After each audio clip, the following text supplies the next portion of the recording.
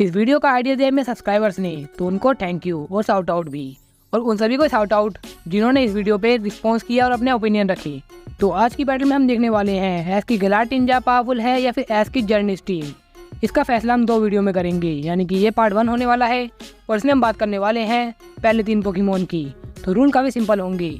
Pokemon opponent based होंगे battle sequence में, यानी कि जब उन्होंने एस की टीम को ज्वाइन किया था, यानी कि सबसे पहले जिस पोकेमोन ने ज्वाइन किया था उनका मुकाबला पहले होगा और उन दोनों का ही मुकाबला होगा, ना कि पहले पोकेमोन का मुकाबला सेकंड पोकेमोन से, जिससे अपोनेंट का फैसला होगा कि किसका अपोनेंट कौन होने वाला है। वैसे भी पहले काफी कंफ्यूज था इस बारे में कि किसका मुकाबला मैं किससे कराऊं, लेकिन ये चीज़ मुझे सही लगी, तो होप करता हूँ आप इससे डिसएग्री नहीं करोगी, वरना काफ़ी सारी कंफ्यूजन हो सकती थी कि अगर ये पोकेमोन इससे हार रहा है तो इसका मुकाबला इससे क्यों नहीं कराया गया। एंड सेकंड रूल है कि विनर का फैसला करने वाले हैं उनके करंट मूव, उनकी टाइपिंग और उनकी स्ट्रेंथ, ड्यूरेबिलिटी और स्पीड के बेसिस पे। बैटल स्टार्ट करने से पहले मैं इन दोनों को इंट्रोडक्शन देना चाहता हूँ कि इनकी टीम कैसी है और कितनी पावरफुल हो सकती है। अलोला रीजन ये 7th जनरेशन है पोकेमोन एनिमे की, जहाँ पर एस अलोला स्कूल में जाता है और वहाँ के कल्चर को काफी अच्छे से एक्सप्लोर भी करता है। यहाँ ऐसे पहली बार एक मिथिकल पोकेमोन को कैच किया था जो होता है मेलमेटल, जिसमें फिजिकली काफी स्ट्रॉन्ग होता है, और यहाँ एक रोग्राफ को पकड़ता है जो लाइकेनरॉक में इवॉल्व होता है। लाइकेनरॉक सबसे यूनिक होते हैं क्योंकि इनका एवोल्यूशन डिपेंड करता है डे एंड नाइट पे, लेकिन इसका तीसरा फॉर्म भी होता है जो एस के लाइकेनरॉक ने अचीव की थी, जिससे ये दोनों लाइकेनरॉक के स्पेशल स्किल्स को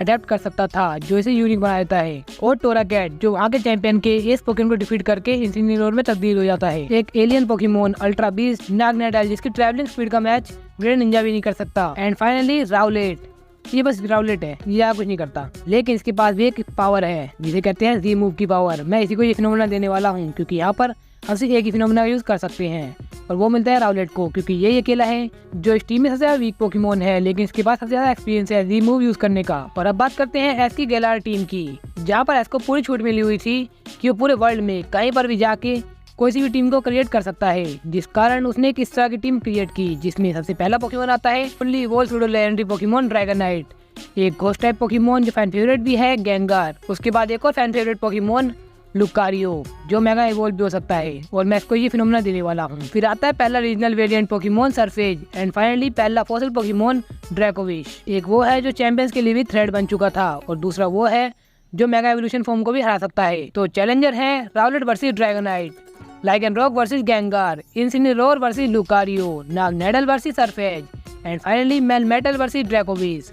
और सबसे पहली बैटल होगी पिकाचू वर्सेस पिकाचू की, क्योंकि इसने सबसे पहले टीम ज्वाइन की है। सो नेक्स्ट पार्ट के लिए आपको सिर्फ इस पे 30 लाइक करने होंगे। इसके बाद मैं नेक्स्ट पार्ट ले आऊंगा हर एक पोकेमोन के लिए 10 लाइक। और हाँ, मैं इसमें पिकाचू के एक्सपीरियंस को काउंट नहीं करूंगा, वरना अलोला का पिकाचू काफी पीछे रह जाएगा, और मैं अपोनेंट को भी काउंट नहीं करूंगा कि इसका अपोनेंट कौन है, वरना अलोला टीम तो कब की हार जाएगी, क्योंकि गैलार की टीम के अपोनेंट ज्यादा पावरफुल थे। यानी कि उनकी स्पीड, स्किल और पावर के बेस पे मैंने जज करने वाला हूँ, जिससे ये वीडियो ज्यादा इंटरेस्टिंग बन सके, वरना अलोला टीम तो कब की हार जाएगी। तो पहले बात करते हैं गैलार पिकाचू की, जिसकी टाइपिंग है इलेक्ट्रिक टाइपिंग, और ये वीक है सिर्फ ग्राउंड टाइप से, और ये रेजिस्ट है इलेक्ट्रिक, फ्लाइंग और स्टील टाइपिंग से। और उसके पास मूव है लॉन्ग रेंज के लिए थंडरबोल्ट, स्पीड के लिए क्विक अटैक, फिजिकल अटैक के लिए आयरन टेल, और डिफेंस के लिए इलेक्ट्रोवेब, जो इसे एक ऑलराउंडर पोकेमोन बना देता है। तो बात करें इसकी स्ट्रेंथ की, तो इसने क्विक अटैक के साथ सिंथिया के गास्टाडोन को पीछे कर दिया था, उसके स्टोन को तोड़ते हुए, और उसे फेंट भी कर दिया था। माना कि वो लियोन के जायसाइड को एक कदम भी पीछे नहीं कर पाया था, लेकिन फिर भी उसे दर्द हुआ था। आयरन टेल के साथ इसने लैटियोस के जेन हेडबर्ट से क्लैश कर रखा है,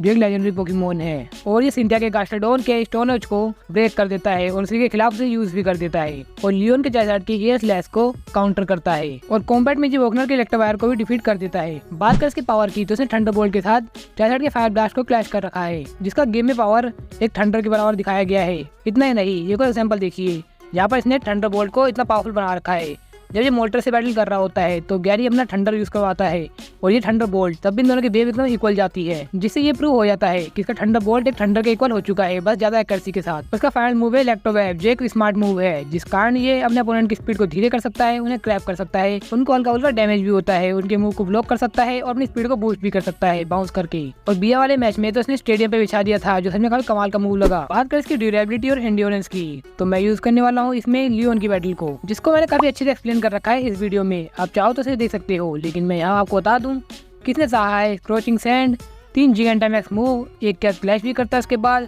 dragon pulse, air slash, and finally fire blast. इसके बाद खेल खत्म होने वाला होता है, लेकिन दूसरी बार भी ये फायर ब्लास्ट के क्लैश करता है अपने थंडरबोल्ट के साथ, जिसके बाद उसे हराने के बाद ही ये हारता है, फेंट होता है, लेकिन वो हार में नहीं गिरा जाएगा। लेकिन इस समय इसकी ड्यूरेबिलिटी और एंड्योरेंस का अंदाजा हो जाता है। स्पीड एंड रिफ्लेक्सेस की बात की जाए तो इसने एंशिएंट पावर पे क्लाइम कर रखा है। ये स्लैश को काउंटर करता है अपने आयरन टेल के साथ और 3 पोकेमोन से डॉज कर रहा होता है एक छोटी जगह पे, जो सच में बहुत बड़ा फीट है। और ये फ्यूरी अटैक से भी कितना इजीली बच रहा होता है, बल्कि ये फ्यूरी अटैक काफी फास्ट होते हैं। वैसे तो पिकाचू की स्पीड एंड रिफ्लेक्सेस के कारण ही वो अपने अपोनेंट को हरा पाता है, लेकिन इस सीरीज में हमें ये भी देखने को मिला कि इससे फास्ट पोकेमोन जिसके रिफ्लेक्सेस से या फास्ट होंगे उसका हमने कैसे करता है।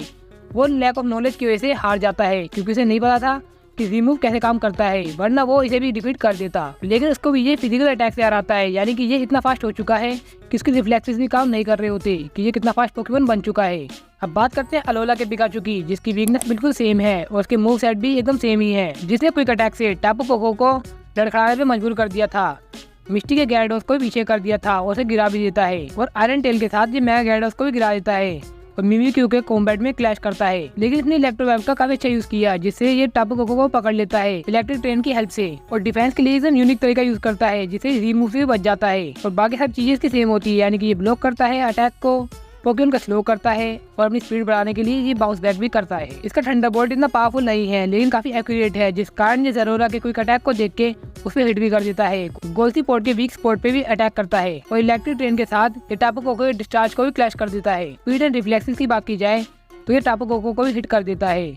माना कि ये सिल्वैली को हिट नहीं कर पाता पहले, लेकिन बाउंस होने के बाद ये उसे भी हिट कर देता है। लेकिन इसके रिफ्लेक्सेस इतने तेज नहीं दिखाए गए हैं, जिस कारण गोल्सी पोर्ट से टक्कर ले लेता है और ज़ोरोआक का शैडो क्लो इसको हिट भी हो जाता है। बल्कि ये दोनों ही पोकेमोन से या फास्ट नहीं थे, माना कि सिल्वैली या फास्ट पोकेमोन है, जिस कारण वो डोज कर लेता है, वो समझ में आता है। बात करके ड्यूरेबिलिटी और एंड्योरेंस की तो टापू कोको का मैच अब भूल ही जाइए, क्योंकि यहाँ पर इसने एक भी डैमेज नहीं लिया था। सिर्फ जी मूव से क्लैश करता है, जिस कारण ये जीत जाता है। उससे पहले जो एम्पोलियन से लड़ता भी है तो उसमें सिर्फ 2 डैमेज होते हैं, एक वाटर पूल का और एक मेटल ग्लो का, जिसका डैमेज हम नहीं मान सकते कि इस डैमेज से जी प्राइम डैमेज पे आ जाएगा।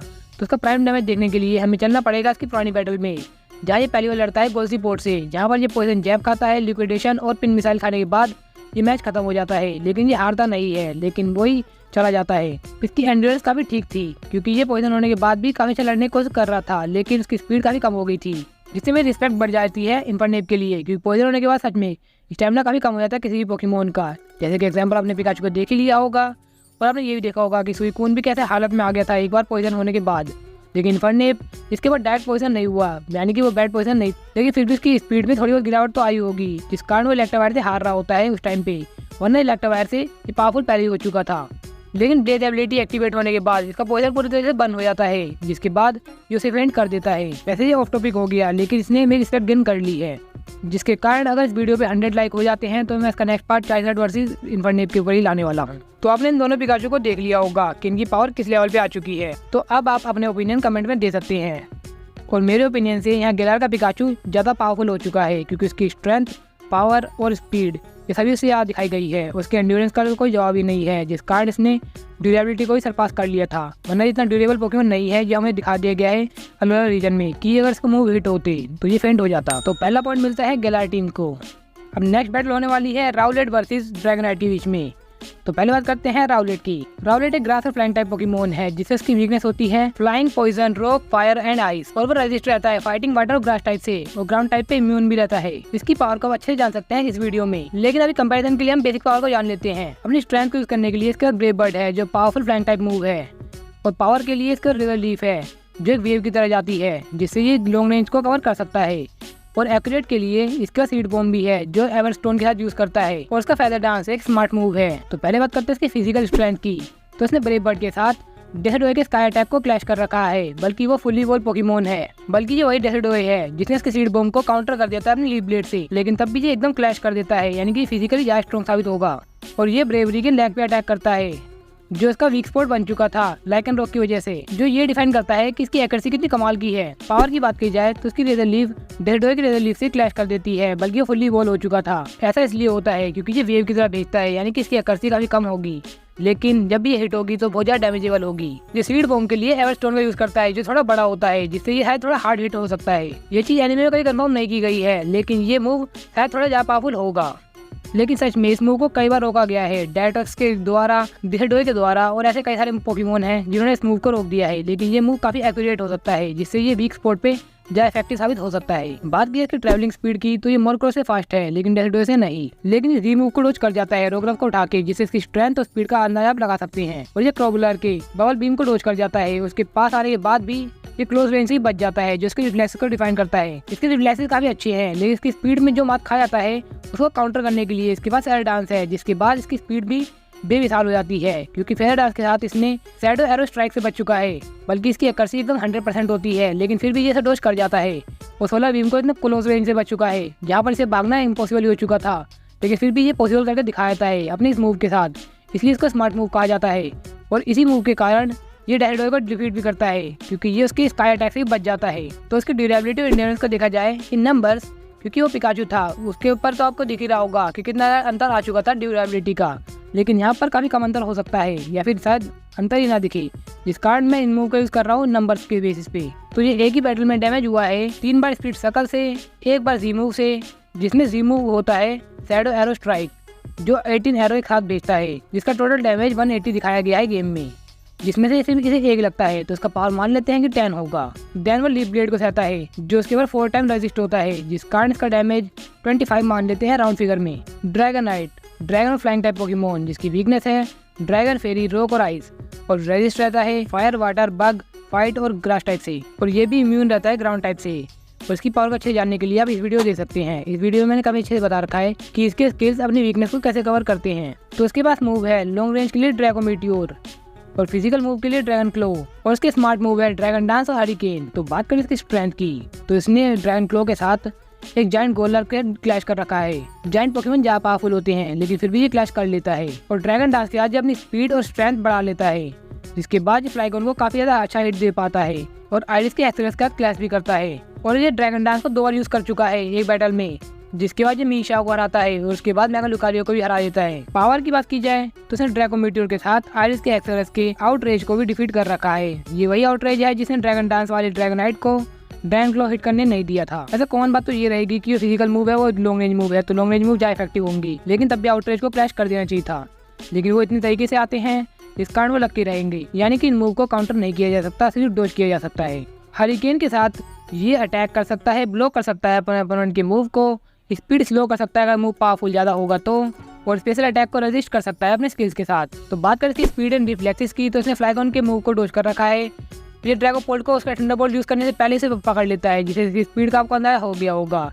ये कॉम्बैट भी काफी कमाल के, जिससे ये गार्चुन के साथ इक्वल क्लैश कर लेता है। लेकिन ये काफी डिफेंसिव पोकेमोन है, जिस कारण इसके रिफ्लेक्सेस इतने फास्ट नहीं है, जिस कारण हमने देखा है कि ये स्टोन है जो ड्रैगो मीटियोर खाने के बाद फेंट हो जाता है गार्चुन का। और सिंथिया के स्पीड टूम के सकर पंच को डोज नहीं कर पाता, जिसे पिकाचू डोज कर लेता है। वैसे ये ओबियस था, क्योंकि पिकाचू के रिफ्लेक्सेस काफी ज्यादा कमाल के हैं और उसके पास डिफेंस की कोई पावर नहीं है। तो बात करें इसकी ड्यूरेबिलिटी की, तो इसने एक बैटल में सहा है 2 ड्रम बीटिंग को, जो इसके ऊपर 4 टाइम रेजिस्ट होने वाले हैं, जिससे इसका टोटल डैमेज बनता है 40, और 2 थंडरबोल्ट को, जो इसके ऊपर नॉर्मल डैमेज देने वाले हैं, जिससे इसका डैमेज बनता है 180, और ड्रैगन टेल को सहा है जो इसके सुपर इफेक्टिव होने वाला है, जिस कारण इसका डैमेज हो जाता है 120, एंड एक्रोबैटिक्स जिसका डैमेज होता है 55, जिसके बाद ये हार जाता है। तो टोटल डैमेज इसका होता है 395। तो रिजल्ट आपके सामने है। राउलेट इससे किसी चीज़ में आगे नहीं है एक्यूरेसी को छोड़ के, इसके स्किल भी ज़्यादा है, उसकी पावर भी ज़्यादा है, तो राउलेट यहाँ पर इजीली हार जाएगा। बल्कि उसके पास जो 2 मूव हैं जो इसके पास 4 टाइम रेजिस्ट होने वाले हैं, तो इसका मतलब ये है कि ये इजीली उसे जीत जाएगा। लेकिन उसके पास अभी जी मूव भी है, इसका डैमेज बहुत ज़्यादा हो सकता है, लेकिन हमें दिखाया गया है। लेकिन इसकी ड्यूरेबिलिटी 300 पावर है, जिससे हम कह सकते हैं कि इसकी जी मूव को सर्वाइव कर जाएगा, क्योंकि हमें ऐसा कई बार पोकेमोन को दिखाया गया है जो जी मूव को सर्वाइव कर जाते हैं। इसका मतलब ये है कि गैलार्ड ने दूसरा पॉइंट भी हासिल कर लिया है।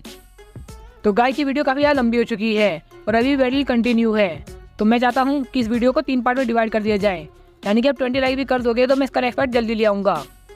तो मिलते हैं नेक्स्ट वीडियो में। और सॉरी गाइस, अगर आप गेंगार और लाइकेनरॉक का मैच देखना चाहते थे और आप नहीं देख पाए तो खुद से जंग हार के जाएगा तू किधर।